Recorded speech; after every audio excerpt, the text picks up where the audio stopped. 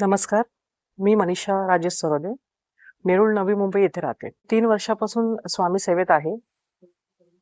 जेव्हापासून मी स्वामी सेवा सुरू केली, तेव्हापासून बरेचसे लहान-मोठे अनुभव मला मिळालेले आहेत आणि खूप चांगले अनुभव माझ्या वाट्याला आले. आणि माझी आई इथे कराडमध्येच राहते. जेव्हा मी माझ्या आईकडे आली, तेव्हा ती पण स्वामी भक्तच आहे आणि तिने मला तिच्याजवळ असलेल्या आगाशूनगरच्या मठामध्ये आणलं होतं. 2-3 वेळा मी येऊन गेले या मठामध्ये. अ, मागच्या वर्षी डिसेंबरमध्ये जेव्हा मी इथे आले अमावास्येच्या दिवशी, महाभैरव चंडी योग होता. त्या दिवशी थोडीफार का होईना पण माझ्या हातून स्वामी सेवा घडली. पारायणही सुद्धा चालू होती. तेव्हा मी थोडीफार प्रमाणात सेवा इथे केली आणि माझ्यात बऱ्याच म्हणजे असं दिनदर्शन झालं, की इथे स्वामी भक्त येणारे भरपूर आहेत. सेवा करणारेही सेवेकरी भरपूर आहेत. तर माझी अशी इच्छा होती, की आपल्याकडून जेवढं होईल तेवढं आपण इथे सेवा द्यावी. देणगी स्वरूपात सेवा द्यावी आणि हे मठाचं काम लवकरात लवकर पूर्ण व्हावं आणि आपल्या स्वामींचं छत्र त्यांच्या म्हणजे त्यांचं बांधकाम पूर्ण होऊन एक भक्तांसाठी आणि आपल्या स्वामींसाठी एक छत्र उभं राहावं. बनवले आहे देणगी पुस्तक. तर ते घेऊन जायचं आणि जेवढे आपले स्वामी भक्त आहेत किंवा अन्य लोक आहेत त्यांच्याकडून ही देणगी गोळा करायची आणि ही मठासाठी वापरायची.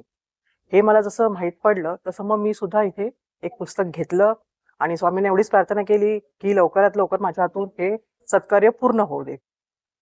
आणि सुरुवात जशी मी केली आणि मला एवढा चांगला अनुभव आला, की कोणी नाही म्हटलं नाही देणगीसाठी. ज्यांच्याकडून अपेक्षा नव्हत्या अशा लोकांकडून पण चांगल्या प्रकारच्या देणग्या आलेल्या आहेत आणि माझी सेवा पूर्ण झाली. आणि सांगायचं म्हणजे जेव्हा मी शेवटची पावती माझी राहिली होती आणि संध्याकाळची वेळ होती रात्रीची आणि आम्ही बघत होतो, की आता ही शेवटची पावती आहे. ती कशी लवकरात लवकर पूर्ण करता होईल आणि मग माझं पुस्तक पूर्ण होईल. आणि अचानक फोन आला. माझे मिस्टर शाळेत आहेत सर्व्हिसला. तिथून एक माझी शिक्षिका होती, जे सध्या आता तिथे नाही आहे, पण त्यांच्याकडून फोन आला आणि त्यांनी सांगितलं, की मी शेवटची पावती म्हणजे मला पावती फाडायची आहे. मला असं कळलं, की तुम्ही देणगी गोळा करताय मठासाठी आणि मला ही स्वामी सेवा करायची आहे. मला ही संधी घालवायची नाही माझ्या हातून. आणि असं म्हणून त्यांनी मग तिथून ते पैसे ट्रान्सफर केले देणगीचे. जशी माझ्या मिस्टरांनी शेवटची पावती बनवली आणि पुन्हा 10 मिनिटांनी त्याच महिलेचा मला पुन्हा फोन आला, की सर मला अक्कलकोटवरून स्वामींच्या पादुका येणार आहेत पुढच्या महिन्यात. तर तुम्ही त्या पादुका तुमच्या घरात ठेवाल का म्हणून. तर त्या महिलेने जसं आम्हाला सांगितलं, की अक्कलकोटवरून स्वामींच्या पादुका येणार आहेत पुढच्या महिन्यात आणि त्या तुम्ही तुमच्या घरात ठेवाल का? आता हे ऐकल्यानंतर एवढा आनंद आम्हाला झालेला आहे ना, मी शब्दात नाही सांगू शकत. पण हा स्वामींचा एक शुभ संकेत आहे. मी जी सेवा केली ती स्वामींना कुठेतरी आवडली आणि त्यांनी ठरवलं असेल, की माझ्या घरात येऊन मला ते दर्शन द्यावं. आणि माझ्यासाठी हा खूप मोठा शुभ संकेत आहे आणि आमच्यासाठी आनंदाचा क्षण असेल, ज्या दिवशी स्वामींच्या पादुका माझ्या घरी येतील.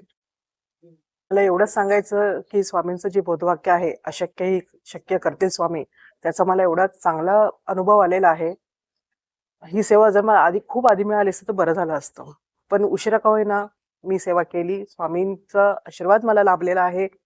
पादुकांच्या स्वरूपात तो मला आता पुढच्या महिन्यात तो सुवर्ण दिवस येईलच माझ्या घरामध्ये आणि तो आम्ही खूप चांगल्या पद्धतीने साजरा करू.